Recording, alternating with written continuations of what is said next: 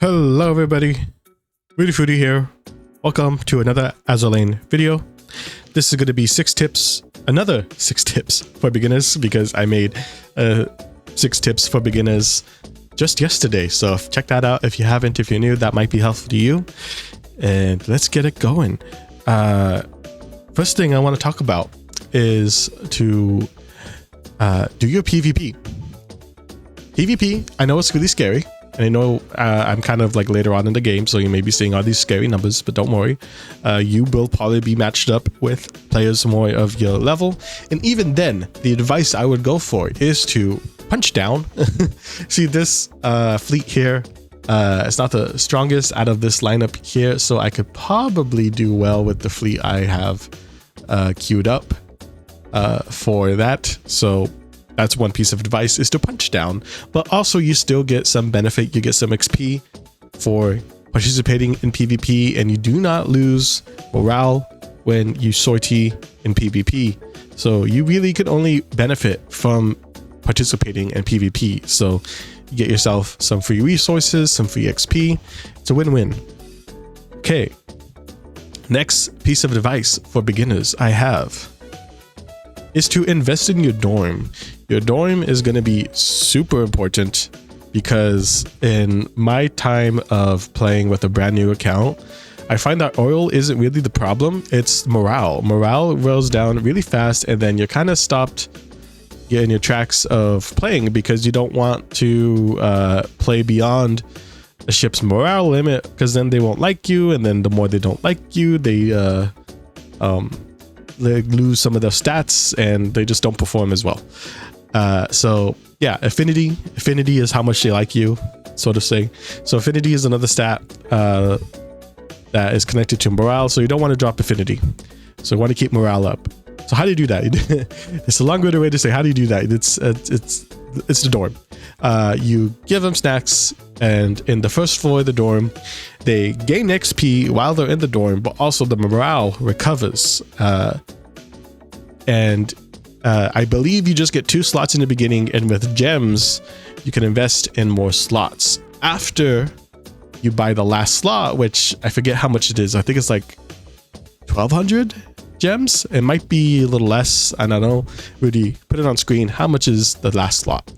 After that, you'll have the option to buy the second floor. The second floor is very clutch. Not necessary, but it is pretty clutch when you're developing a lot of different ships, and you're kind of bouncing between the 2 fleets that you're kind of working on or whatever, because for 600 gems you get 6 slots right off the bat. But of course you do have to invest in the first floor first before you have the opportunity to buy the second floor. But when you spend those 600 gems, you get 6 slots, and with that, the second floor just boosts the morale.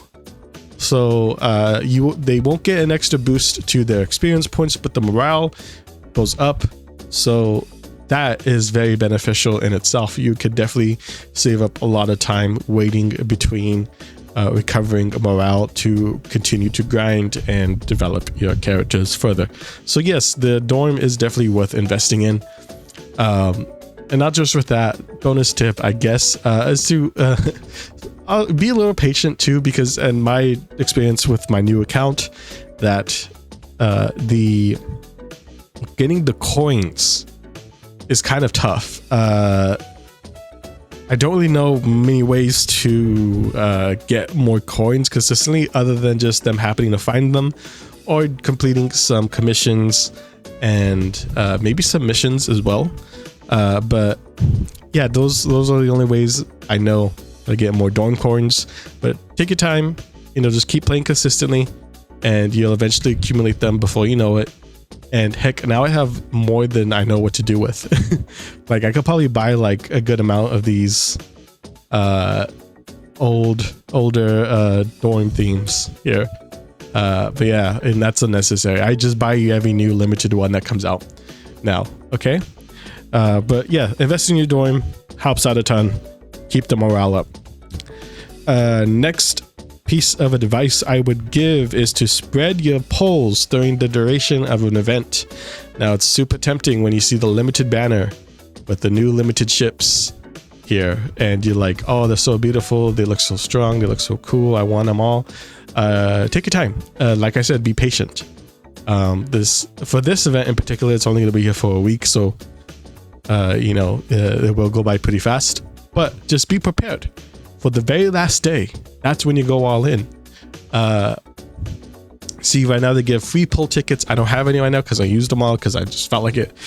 But I will probably get more as the following day goes by, and I could also buy some from the event shop, which I haven't bought yet. But anyways, my advice is to just do your 3 pulls during an event, and then at the end, if you are missing some ships from the banner that have a rate up, that's when you go beyond. Go a little beyond. Go spend a little extra cubes, spend some extra coins to pull every single ship. Now I do my own pull videos where I kind of go all in on the first day, but that's just me for YouTube. You don't have to do that.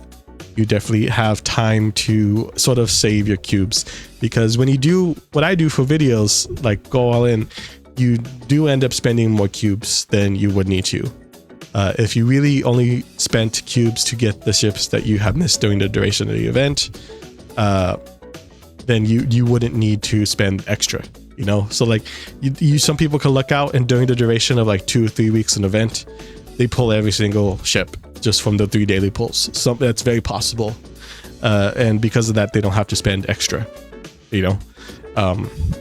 So that is my advice when it comes to pulling for ships when there's a banner going on. With that, at this point in the video, I would have to say, please like and subscribe. That helps out the channel a ton, especially subscribing if you're new here. I do Azur content pretty consistently, among other things, so you're very much welcomed here. Okay, let's keep this video rolling. Now, the next piece of advice I have to give is the specific ship does not matter until the late game. So, we're still covering tips for beginners. Right now, you don't have to worry about having the best ship. You don't have to worry about having New Jersey, Shinano, Musashi, Vanguard. You don't have to worry about having them, because the content in the beginning of the game could just be pushed through by leveling up your ships and having decent gear. They don't even need to be great gear. They don't have to be even good, just decent. Blue, purple gear, that's really all you need in the first bit of the game. I remember when I was first playing in my other account, which you have seen in the previous 6 tips video, I was doing fine here, and then got kind of stuck in the late part of 2-3 just because I didn't have decent gear, and then I equipped them with some blue stuff, and then I was able to push through probably until 4. And right now, I think with my other account, I'm at the beginning of chapter 6, and that's just because I want to grind to develop some other ships. And yeah, I really could just put the best ships I have and probably just push all the way through until like maybe the end of chapter 8. Which I should probably do that later today. I'll probably do that later today. Maybe I'll stream that. Who knows? Maybe later this week I'll do a stream. We'll see. But anyways, bit of a side tangent there. But yeah, so what I mean is to get back to this point is the content in the very beginning of the game is pretty easy, and you do not need to worry about having really good ships. And if you listened to the tips in the last video, I would just advise holding on to every single ship and just developing them. And if you really like them, like just personally, then keep them. Otherwise, then you can retire them. I might do a whole other video talking about what ships you I would really advise just retiring unless you really like them personally. But yeah, that's a whole other thing. So many tangents in this one point. But yeah, I say specific ships do not matter probably until past chapter 12, really. Having chapter 13 and onward stuff is where you really need to have good fleet formation and strong ships. That's where it starts to matter. It matters a little bit in 10 to 12, but not a whole lot. You'll probably be okay with having like high level ships with good gear. Before this, you want decent level ships with decent gear. That's really all you need. Okay, that's a lot of time spent on one point. Let's get to the next one. The next one is to be sure to upgrade your ship skills. Some people might not know this, but you can upgrade skills for your ships. How do you do that? You go to Tactical Academy, and then boom. If you're a beginner player who hasn't like invested money into the game, you probably only have two slots here, and that's really all you need. I used to think you need 4, but you really only need 2. And yeah, so you could invest skill books to enhance specific skills. Always use the coordinating color skill to the book. You know, that's just a no-brainer. You get the bonus XP for the time it takes for them to learn with the book. And yeah, this can make a ship from kind of okay to totally great. Like Unicorn, she has her healing skill that gets a lot better. Amazon has her XP boost skill that goes from boosting destroyers XP gained from 5% to 15%. And then there's some other ships like Shoho that have the similar ability but for different ships. So definitely always have some skills in the queue to level up those skills, because that is going to take you pretty far in the game just by having good skills. And I think that's it, right? Oh, I only prepared 5 tips in this video. I'm going by my notes here. Last tip. I guess I could reiterate. Take your time with the game. I did cover quite a bit in the specific ship point, so I guess I could kind of revisit that and mention do try to clear banners when they come by,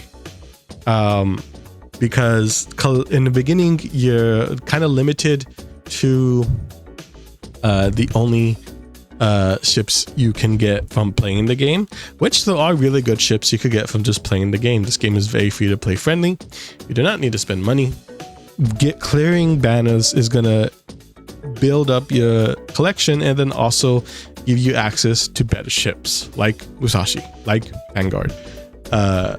So yeah, definitely when a banner comes by, be prepared. And I guess the final tip is to really emphasize on the pull once a day. Final tip, pull once a day when there is no event. Otherwise, do your 3 pulls. When there is a rerun, only use the tickets, especially if you're new. And also, if you're new, I'm sorry. I know I just said clear the banners, but if you're new, and by new I mean like you've been playing for like less than 3 months, probably don't clear the rerun banners. Only pull for what they give you for tickets, and if there's some ships you missed, you're gonna have to wait till they're added to the perma pool. That would be my advice, because I would really say it's more important to save your cubes for when there is a new UR event or there's a rerun of a UR event. That's my final tip. Okay, so yeah, that's gonna be it. 6 tips. I nailed it. I improvised and got the 6th tip out. So yes, thank you very much for watching. Check out the first video I made with the 6 tips. It's gonna be somewhere on screen. I have a podcast and there's a Discord. Both of those will be linked in the description box. Thank you again so much. Subscribe if you're new here, like, that's really appreciated, and I'll see you in the next one. Take care.